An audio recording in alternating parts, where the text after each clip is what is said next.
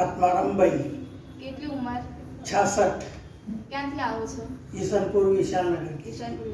અહીંયા નતા એના પહેલા શું તકલીફ હતી તમને? મારે હાથની બહુ તકલીફ હતી. અહીંયા ફોટા બીટા પડાય, આમાં બહુ હાથ ઊંચો બી નતો થતો ને હું અહીંયા બેસી બી નતો શકતો. કઈ રીતે બેસતા હતા અહીંયા આવો ત્યારે? આમ બેસી રહે નગર પછી કંટાળીને બહાર ઊંઘી જતા હતા. પેલા જૂના એમાં હતા ત્યારે ઊંઘી જતો હતો. એટલે બેસાતું જ નતું મારે. એટલો તમને દુખાવો થતો? એટલો દુખાવો. અચાનકથી તકલીફ? અચાનક. અને અહીંયા નતા એના પહેલા કઈ કઈ જગ્યાએ બતાવીને એ આવ્યા? મારે એક પાડોશીએ સરનામું આપી હતું નવરંગપુરા બાજુ, ત્યાં ગયો. ત્યાં મેં કમસે કમ 3200 રૂપિયા એમની ફીસ સાથે ખર્ચો કર્યો, પણ મને કંઈ ફેર લાગ્યો નહીં.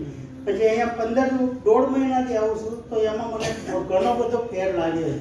બરાબર. તો અત્યારે બિલકુલ હાથ દુખતો નથી, ઊંચો કરો ઊંચી તાળી પાડી શકું, એ કરી શકું. બરાબર. બિલકુલ દુખાવો? બિલકુલ જ નથી. 100% મને ફેર પડી ગયો મારા હાથમાં તો એમ કે.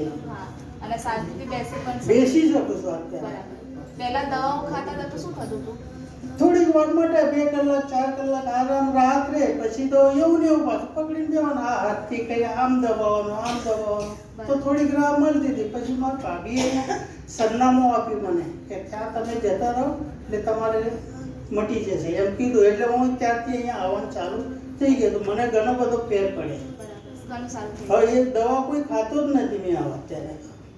હવે હાથ પણ આરામથી ઉપર? બિલકુલ એકદમ 100% ફેર પડી ગયો છે મારે. મારો આ તો લખવા બી થયેલો છે, પણ તો બી કંઈ એ નથી. કામ કરી શકું, પકડી શકું. બરાબર. શું કહેવા માંગશો થેરાપી વિશે બધાને? અરે બધા ભાઈ રેગ્યુલર આવશો તો જો આ મટે છે. હું તમારા સામે ઊભો છું, મને કઈ એ છે નહીં. કાયમ આવો 15-20 દિવસ, મને 15 જ દિવસમાં ફેર પડી. અને આવું છું 1.5 મહિનાથી, પણ તો 15 જ દિવસમાં ફેર પડી ગયો. તો આ નસો દવા આ રોલ પડે છે ને, એ જ બધું કામ કરે છે. ખરો અહીંયા સુધી ના આવે, ઘણો બધો ફેર છે 100%. આપણે બધાને આવવાની ગરજ છે એટલા માટે.